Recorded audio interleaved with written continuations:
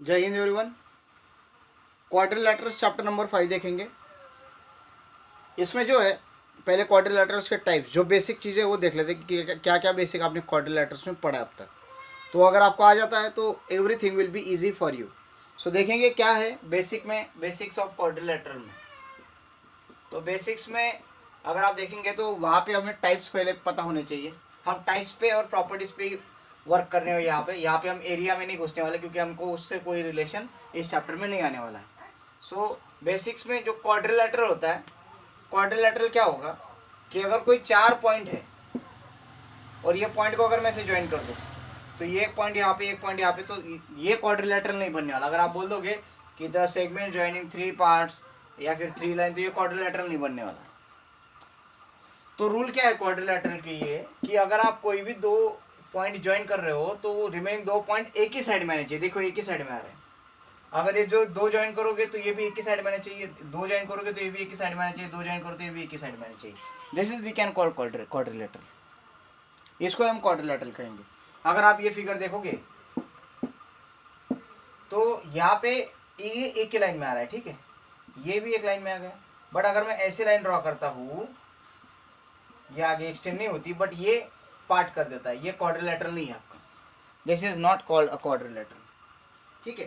तो यहाँ पे भी कुछ रूल्स है, ये आपको पता होने चाहिए, क्योंकि मैं सही लाइन ड्रॉ करूँ तो दोनों पॉइंट आजू बाजू आ जा रहे हैं, तो ये सेपरेट नहीं होने चाहिए। अगर मैं ये 2 पॉइंट ज्वाइन करूँ तो रिमेनिंग 2 पॉइंट इधर आ रहे हैं, देखो एक ही साइड में आ रहे हैं। अगर मैं ये ज्वाइन करूंगा तो एक ही साइड में 2 पॉइंट आ जाएंगे।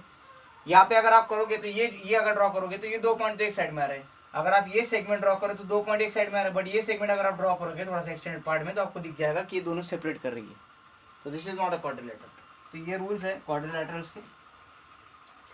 नाउ टाइप्स कैसे बने इनके? टाइप्स जो बने हैं उनके साइड और एंगल से बने। देखिए एंगल और साइड से। अब साइड पे बेस कौन कौन से टाइप बने वो देख लेंगे। साइड्स पे बेस टाइप है साइड्स, ओके। अब साइड क्या है तो प्रॉपर्टीज हर एक के अलग अलग होती है। पहला जो क्वाड्रिलैटरल है उसका नाम है स्क्वायर, जिसमें एक रूल है जिसकी ऑल साइड्स और ऑल एंगल्स कॉन्ग्रुएंट होते हैं। क्या होते हैं?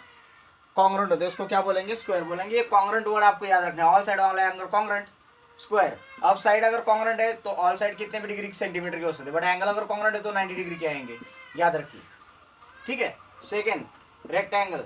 रेक्टेंगल में क्या होता है कि इसमें ऑपोजिट साइड कॉन्ग्रुएंट रहेंगे, ऑपोजिट साइड कॉन्ग्रुएंट रहेंगे और ऑल एंगल्स कॉन्ग्रुएंट रहेंगे।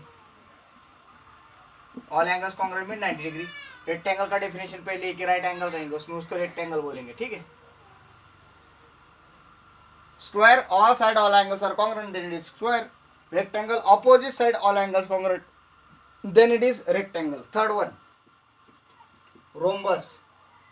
अब रोम्बस में क्या है कि ऑल साइड कॉन्ग्रुएंट रहेंगे और ऑपोजिट एंगल्स कॉन्ग्रुएंट रहेंगे। देखिए कितना बढ़िया कंसेप्ट है इसमें, हाँ। और फोर्थ वन पैरेललोग्राम, जिसको अपन बोलते हैं पैरेललोग्राम, जिसमें ऑपोजिट साइड पैरेलल रहेंगे।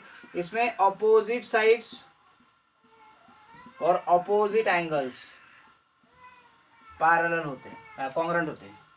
सो square all side all angle congruent, rectangle opposite side all angles congruent, rhombus all side opposite angles are congruent, parallelogram opposite side opposite angles are congruent. ये भी याद होगा तो बहुत है आपका, ठीक है। अब ये साइड से रिलेटेड प्रॉपर्टी होगी, ये एंगल से रिलेटेड प्रॉपर्टी होगी। अब डायगोनल से रिलेटेड क्या प्रॉपर्टी वो भी देख लेंगे। अब डायगोनल से रिलेटेड प्रॉपर्टी स्क्वायर की क्या है वो देख लेंगे। यहाँ पे आपको दिख रहा होगा कि मैंने सिंपल सा एक प्रॉपर्टी बना दी है सबकी, एक टेबल ही बन जाता है। ये स्क्वायर के लिए प्रॉपर्टी है, ये रेक्टेंगल के लिए प्रॉपर्टी है, ये रोम्बस की प्रॉपर्टी, ये पैरेललोग्राम की property, side property, angle property. अब डायगोनल की क्या प्रॉपर्टी वो भी देख लेंगे।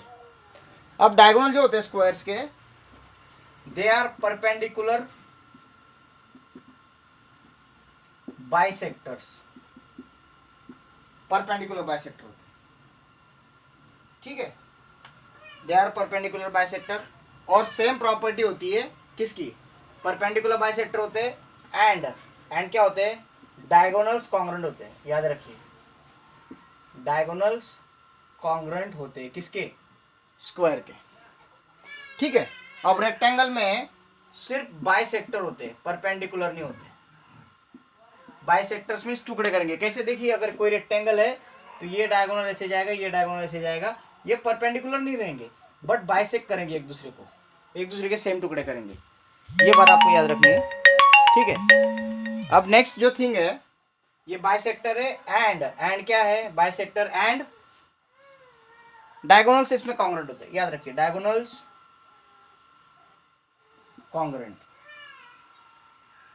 और बाइसेक्ट होते हैं। अब रोम्बस में क्या रहेंगे, परपेंडिकुलर बाइसेक्टर रहेंगे।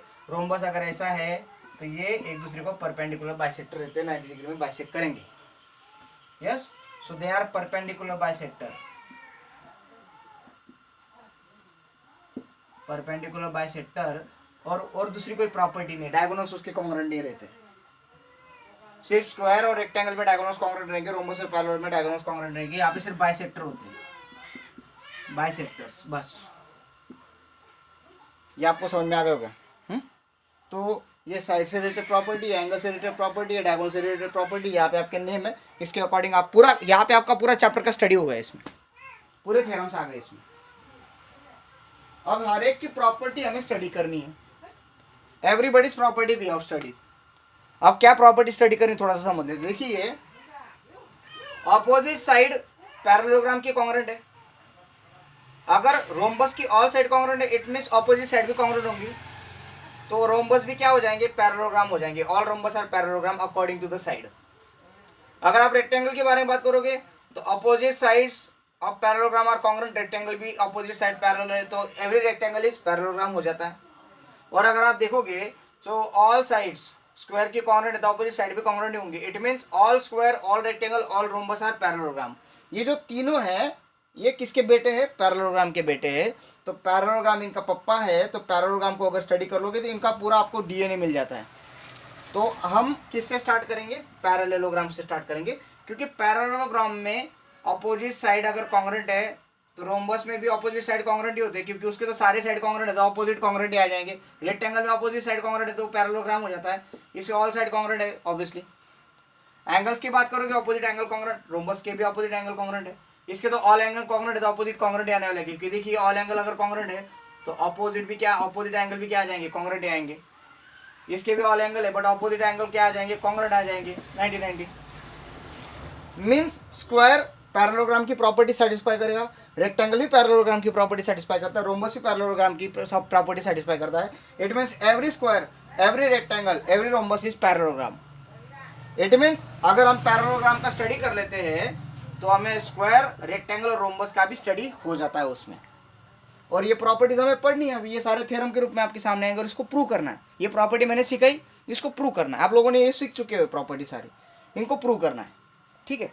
अभी आज का जो बेसिक है, होप आपको ये समझा होगा, आप नोट डाउन कर लोगे, इसको ठीक से ड्रॉ कर लोगे। ये जो मैंने यहाँ पे लिखा है, ये साइड से related property, square, angles, diagonals, ये सारा जो है साइड से रिलेटेड, एंगल से रिलेटेड, डायगोनल से रिलेटेड सारी प्रॉपर्टी ऑफ ऑल टाइप्स, ये आपको समझे होंगे, ऐसे मैं कंसिडर करता हूँ। रहे दो टाइप, ट्रेपेजियम, काइट। ट्रेपेजियम क्या होता है कि जिसमें one pair of side is parallel, एक ही पेयर पैरेलल होती है, दैट इज ट्रेपेजियम। और काइट क्या होता है कि उसके एडजेसेंट साइड क्या होते हैं, कॉन्ग्रुएंट होते हैं, उसके परपेंडिकुलर बाइसेक्टर, एक ही जो डायगोनल होता है परपेंडिकुलर बाइसेक्टर होता है। एक डायगोनल बाइसेक्ट करता है खुद को, ठीक है, दूसरा डायगोनल एक डायगोनल को बाइसेक्ट करेगा। और उसके फॉर एग्जांपल आपको दिखा देता हूँ, ये है काइट, इसकी ये साइड कॉन्ग्रुएंट, ये साइड कॉन्ग्रुएंट है, एडजेसेंट साइड कॉन्ग्रुएंट होगी। ये आपका डायगोनल है और यहाँ पे एक डायगोनल, देखिए ये एक दूसरे को, ये जो डायगोनल है, एक ही डायगोनल बाइसेक्ट होता है, बड़ा वाला डायगोनल बाइसेक्ट नहीं होता, उसमें डायगोनल अलग अलग होंगे। होप आपको ये समझा होगा, ठीक है। So keep studying. आपके डेफिनेशंस मैं कल लिखवा दूंगा, इनकी क्या क्या डेफिनेशंस है। Yes, so meet you tomorrow and let's continue with this chapter. Yes, अभी सेकेंड थिंग, जिनकी फर्स्ट टर्म की फ़ीस बाकी है बेटा, आई रिक्वेस्ट यू आप फीस पे कीजिए, क्योंकि तीन चार लोगों की बाकी है, please. Thank you, have a great day.